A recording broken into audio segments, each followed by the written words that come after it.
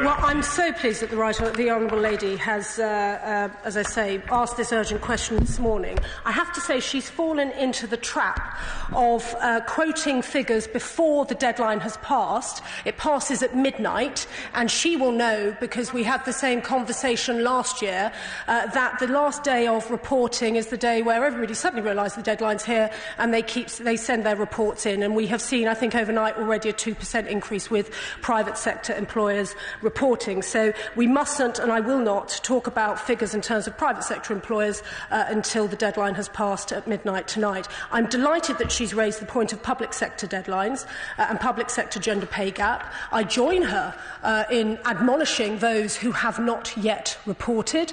I think it is disgraceful that public sector bodies are not complying with the law in meeting their deadline on Saturday last week. And I'm sure, in that case, that she, after this urgent question, will be straight on the phone to the chief executive of her own council, Brent Council, because as of this morning, Brent had not reported.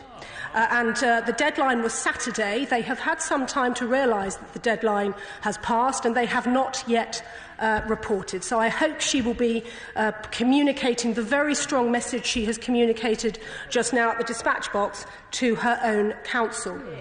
To reassure her, I will be writing to every public sector employer after this deadline has passed to remind them not only must they comply with the law, but also that I expect them to issue action plans, because it seems to me that if we are going to tackle the gender pay gap, then we must lead by example in the public sector. And I'm sure Brent Council, once it's realised that it's acting outside the law at the moment, I'm sure not only will it publish its gender pay gap, but it will ensure that its action plan is as detailed as the Honourable Member opposite expects.